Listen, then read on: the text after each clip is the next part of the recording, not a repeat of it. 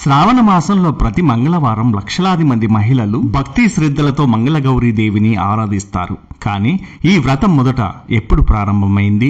ఎందుకు పార్వతీదేవిని మంగళగౌరిగా పూజిస్తారు? ఈ వ్రతం వెనుక ఉన్న పురాణ గాథ ఏమిటి? ఈ రోజు ఈ రహస్యాన్ని పూర్తిగా మనం తెలుసుకుందాం. పురాణాల ప్రకారం ఒకసారి దేవతలందరూ పార్వతీ పరమేశ్వరుల వద్దకు చేరుకున్నారు. భూలోకంలో అనేక కుటుంబాలు బాధల్లో ఉన్నాయని దేవతలు తెలిపారు. కొన్ని చోట్ల వివాహాలు ఆలస్యం అవుతున్నాయి, కొన్ని చోట్ల దాంపత్య జీవితం కలహాలతో నిండిపోయింది, కొన్ని చోట్ల భక్తులకు ఆయురారోగ్యాల సమస్యలు ఎదురవుతున్నాయి, కొన్ని కుటుంబాల్లో సంతాన సౌభాగ్యం లేదు.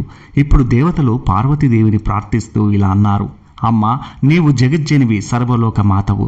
నీ కరుణ వల్లే జగత్తు నిలిచింది. భూలోకంలో స్త్రీలకు శాశ్వత సౌభాగ్యం ప్రసాదించే ఒక పవిత్ర మార్గాన్ని చూపించు. దేవతల మాటలు విన్న పార్వతీదేవి చిరునవ్వు నవ్వింది.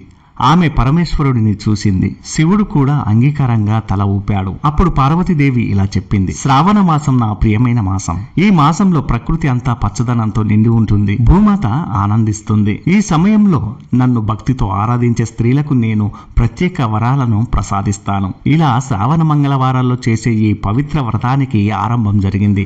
అప్పటి నుండి ఆమె మంగళగౌరీ దేవిగా ప్రసిద్ధి చెందింది.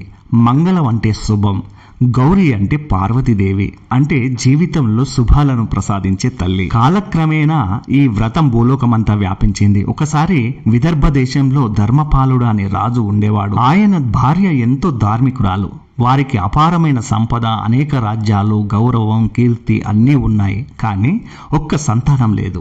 ఎన్నో యజ్ఞాలు చేశారు, ఎన్నో తీర్థయాత్రలు చేశారు, ఎంతో దానం చేశారు, ఫలితం మాత్రం కనిపించలేదు. ఒకరోజు రాజు ఎంతో బాధతో శివాలయంలో కూర్చొని ఇలా ప్రార్థించాడు: ప్రభు, సంపద లేకపోయినా జీవించగలం, కానీ వారసుడు లేకపోతే జీవితం అసంపూర్ణంగా అనిపిస్తోంది. ఆ సమయంలో అక్కడికి ఒక మహాత్ముడు వచ్చాడు. రాజు బాధను గమనించి ఇలా అన్నాడు: రాజా, నీ బాధకు పరిష్కారం ఉంది, కానీ అది కేవలం శివారాధనతో కాదు, జగన్మాత మంగళగౌరి అనుగ్రహంతోనే సాధ్యం. రాజు ఆశ్చర్యపోయాడు. స్వామి, ఏం చేయాలో చెప్పండి. మహాత్ముడు చెప్పాడు: శ్రావణ మంగళవారాల్లో మంగళగౌరి వ్రతం చేయించు, పూర్తి భక్తితో తల్లిని ఆరాధించు, నీ కోరిక తప్పకుండా నెరవేరుతుంది. రాజు వెంటనే ఆ వ్రతాన్ని ప్రారంభించాడు. రాణి కూడా ఉపవాసంతో అత్యంత భక్తితో దేవిని ప్రార్థించింది. కొన్ని నెలల తర్వాత మంగళగౌరి కటాక్షంతో వారికి ఒక కుమారుడు జన్మించాడు. రాజ్యంలో ఆనందానికి అవధులు లేకుండా పోయాయి. కానీ ఆ సంతోషం ఎక్కువ కాలం నిలవలేదు. రాజకుమారుడు పుట్టిన వెంటనే ఒక జ్యోతిష్కుడు అతని జాతకాన్ని చూసి భయంకరమైన విషయం చెప్పాడు: ఈ బాలుడు 16వ ఏట నాగదోషం వల్ల ప్రాణాలు కోల్పోయే ప్రమాదం ఉంది. ఆ మాట విన్న రాజు, రాణి కన్నీరు మున్నీరయ్యారు. అప్పుడు రాజమాత ఇలా అంది: మనకు ఈ కుమారుణ్ణిచ్చింది మంగళగౌరి తల్లి, ఆమెనే కాపాడుతుంది. ఆ రోజు నుండి ప్రతి శ్రావణ మంగళవారం రాజమాత మరింత భక్తితో మంగళగౌరి వ్రతాన్ని ఆచరించింది. కాలం గడిచింది.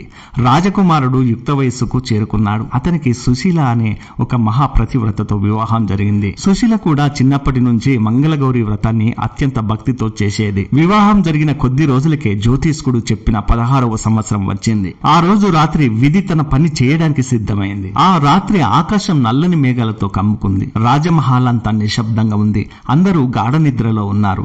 కానీ విధి మాత్రం తన నిర్ణయాన్ని అమలు చేయడానికి సిద్ధంగా ఉంది.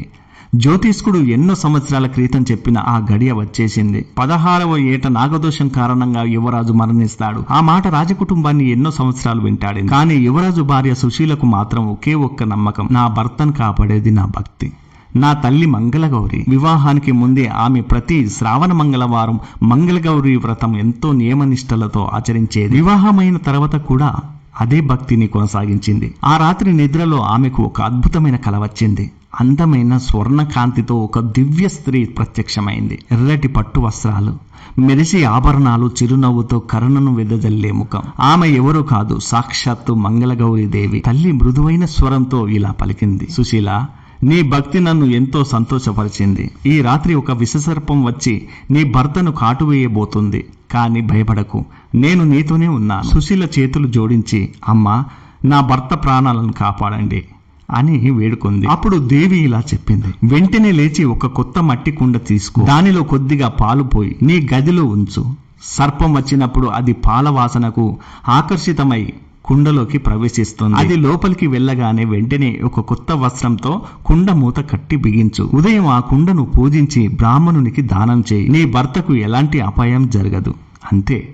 దేవి అదృశ్యమైంది. సుశీల ఒక్కసారిగా మేల్కొంది. ఆమెకు వచ్చినది సాధారణ కల కాదని వెంటనే అర్థమైంది. దేవి చెప్పిన ప్రతి మాటను గుర్తు చేసుకుంది. ఆమె వెంటనే లేచి ఒక కొత్త మట్టి కుండ తెచ్చింది. దానిలో తాజా పాలు పోసింది. గదిలో నిశ్శబ్దంగా ఉంచింది. భర్త మాత్రం ప్రశాంతంగా నిద్రపోతున్నాడు. సుశీల కళ్ళకు నిద్ర లేదు.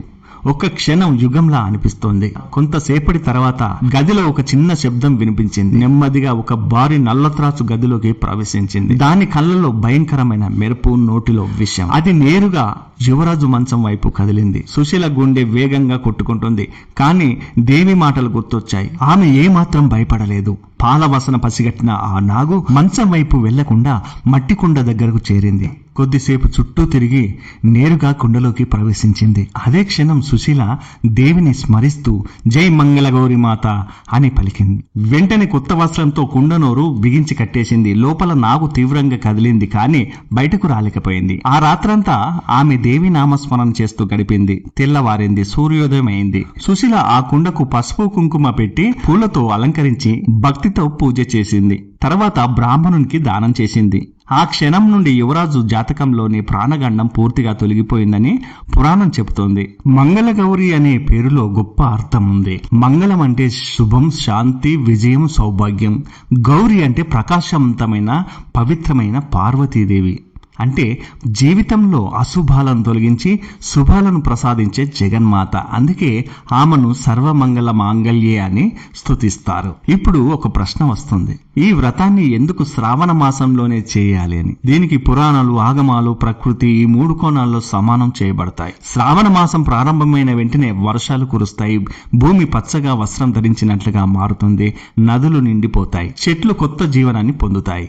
ప్రకృతి అంతా దివ్య భక్తితో నిండిపోతుంది. హిందూ సాంప్రదాయం ప్రకారం ఈ కాలంలో శివపార్వతుల అనుగ్రహం భూమిపై ఎక్కువగా ప్రసరిస్తుందని విశ్వసిస్తారు. అందుకే శ్రావణ మాసంలో సోమవారాలు శివుడికి, మంగళవారాలు గౌరీదేవికి, శుక్రవారాలు మహాలక్ష్మికి ప్రత్యేకంగా అంకితం చేయబడ్డాయి. మంగళవారం అధిపతి కుజగ్రహం. కుజుడు ధైర్యం, శక్తి, దాంపత్యం, భూమి, రక్త సంబంధాలకు కారకుడు. కుజదోషం వల్ల అనేక వివాహ సంబంధ సమస్యలు వస్తాయని జ్యోతిష శాస్త్రం చెబుతుంది. ఇలాంటి దోషాల ప్రభావం తగ్గాలని, కుటుంబంలో మంగళం నెలకొనాలని పార్వతీదేవిని ఆరాధిస్తారు. అందుకే ఈ వ్రతానికి మంగళగౌరి వ్రతం అని పేరు వచ్చింది.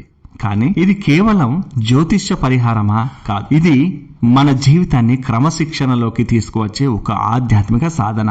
ఒకసారి ఆలోచించండి. వ్రతం చేసే రోజు తెల్లవారుజామునే లేవడం, ఇల్లు శుభ్రం చేసుకోవడం, స్నానం చేయడం, పూజా స్థలాన్ని అలంకరించడం, కలశాన్ని ప్రతిష్ఠించడం, దీపం వెలిగించడం, దేవి నామస్మరణ చేయడం, కథ వినడం, దానం చేయడం, ఇవన్నీ కలిపి మనలో ఓ మార్పును తీసుకొస్తాయి. మొదట మనస్సు ప్రశాంతంగా మారుతుంది. రెండవది కోపం తగ్గుతుంది. మూడవది కుటుంబ సభ్యుల మధ్య ప్రేమ పెరుగుతుంది. నాలుగవది అహంకారం తగ్గుతుంది. ఐదవది దైవంపై విశ్వాసం బలపడుతుంది. ఇవే నిజమైన మంగళాలు. ఈ వ్రతంలో మరొక విశేషం ఏమిటంటే, పూజ అయిన తర్వాత మహిళలు ఒకరికొకరు పసుపు, కుంకుమ, తాంబూలం ఇచ్చిపుచ్చుకుంటారు. దీనిని వాయనం అంటారు. నీ జీవితం కూడా మంగళకరంగా ఉండాలని ఒక స్త్రీ మరొక స్త్రీకి ఇచ్చే ఆశీర్వాదం. ఇప్పుడు ఈ పవిత్ర వ్రతాన్ని సాంప్రదాయంగా ఎలా చేస్తారో తెలుసుకుందాం. ఉదయం బ్రహ్మముహూర్తంలో లేచి ఇంటిని శుభ్రం చేస్తారు.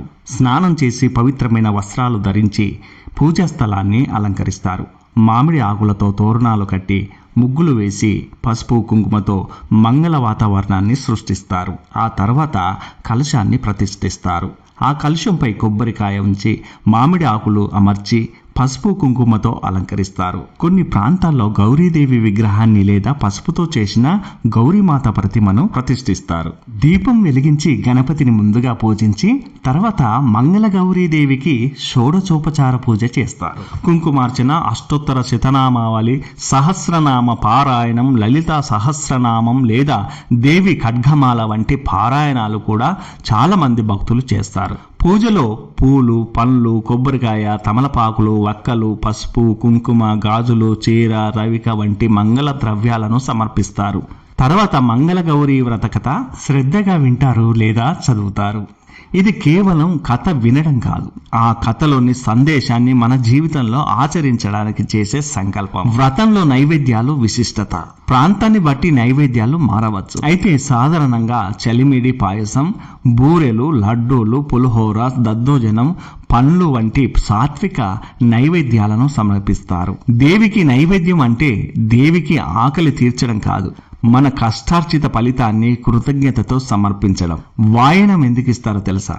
పూజ అనంతరం ముత్తైదులకు పసుపు, కుంకుమ, గాజులు, తాంబూలం, పండ్లు, వీటితో పాటు కొన్ని చోట్ల చీర, కన్ము, పండ్లు ఇచ్చి ఆశీర్వాదం తీసుకుంటారు.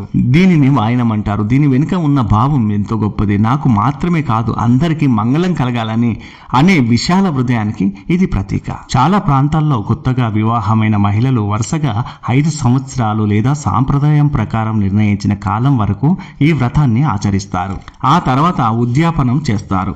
ఈ ఉద్యాపనం అంటే వ్రతాన్ని ముగించడం కాదు, ఆ వ్రతాన్ని సంపూర్ణంగా సమర్పించడం, దేవికి కృతజ్ఞత తెలపడం, సుమంగళులను ఆహ్వానించి పూజించి దానం చేసి ఆశీర్వాదం తీసుకోవడం. శాస్త్ర ప్రకారం ఈ విధానాన్ని శ్రద్ధగా ఆచరించిన వారికి ధర్మ బుద్ధి పెరుగుతుందని, మనస్సుకు ప్రశాంతత లభిస్తుందని, కుటుంబంలో ఐక్యత పెరుగుతుందని, దాంపత్యంలో పరస్పర గౌరవం, ప్రేమ బలపడుతుందని, సంతాన శ్రేయస్సు కోసం ప్రార్థించే అవకాశం కలుగుతుందని, సంకల్ప బలం పెరుగుతుందని, దైవభక్తి మరింత గాఢమవుతుందని శాస్త్రం చెప్తుంది. వ్రతం అనేది వ్యాపారం కాదు, నేను ఇది చేస్తాను, దేవుడు ఇది ఇవ్వాలి అనే ఒప్పందం కాదు. వ్రతం అంటే మన జీవితాన్ని శుద్ధి చేసుకునే సాధన, మన ఆలోచనలను పవిత్రం చేసుకునే అవకాశం. జగజ్జనని మంగళగౌరి తల్లి కటాక్షం సర్వలోకాలపై ఎల్లప్పుడూ ప్రసరించాలని మనసారా ప్రార్థిస్తూ ఓం శ్రీ మంగళగౌరియే నమః.